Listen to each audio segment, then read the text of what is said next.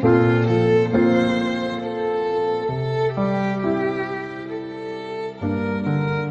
Tuhan, saudara-saudari yang terkasih, salam damai sejahtera bagi kita semua. Sebelum kita berdoa dalam sidang doa gereja, mari kita sejenak mendengarkan persekutuan khusus. Persekutuan khusus kali ini akan membahas dengan judul Bejana untuk Maksud yang Mulia bagi Ekonomi Kekal Allah. Bagian yang pertama. Pembacaan Alkitab diambil dari kitab Kejadian pasal 2 ayat 7. Dikatakan, ketika itulah Tuhan Allah membentuk manusia itu dari debu tanah dan menghembuskan nafas hidup ke dalam hidungnya. Demikianlah manusia itu menjadi makhluk yang hidup. Kita perlu sebuah visi akan ekonomi perjanjian baru Allah. Ekonomi perjanjian baru Allah adalah kedambaan hati Allah, adalah untuk menyalurkan dirinya sendiri ke dalam umat pilihannya, ketrinitasannya untuk menghasilkan gereja yang adalah kerajaan Allah yang akan rampung di Yerusalem baru sebagai ekspresi kekal dari Allah Tritunggal. Istilah ekonomi mungkin terdengar agak asing. Kata ekonomi Allah diambil dari 1 Timotius 1 ayat 4. Ataupun sibuk dengan dongeng dan silsilah yang tiada putus-putusnya, yang hanya menghasilkan persoalan belaka dan bukan tertib hidup keselamatan yang diberikan Allah dalam iman. Terjemahan dari tertib hidup keselamatan dalam bahasa Inggris adalah God's economy. Kata ekonomi berasal dari kata oikonomia yang dalam bahasa Yunani mengacu kepada pengaturan rumah tangga, administrasi keluarga, pengelolaan dan distribusi atau pembagian kekayaan, harta benda, urusan dan sebagainya.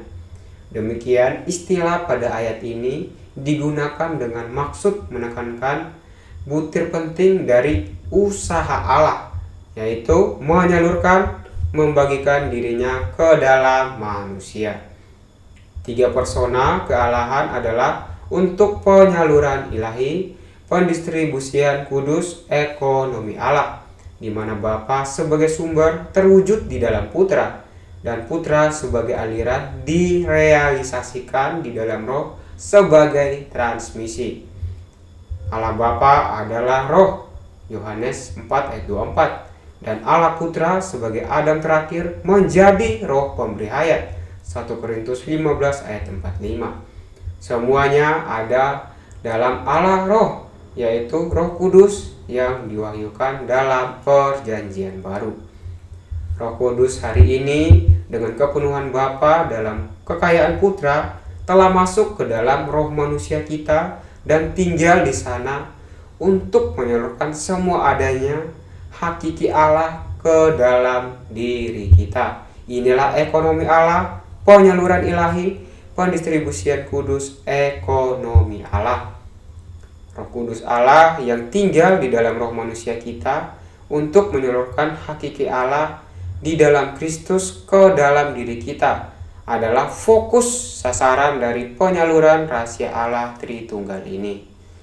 Saudara-saudari, musuh dengan hebatnya menyimpangkan kaum saleh, bahkan juga terhadap orang-orang yang mencari Tuhan dari sasaran ekonomi Allah.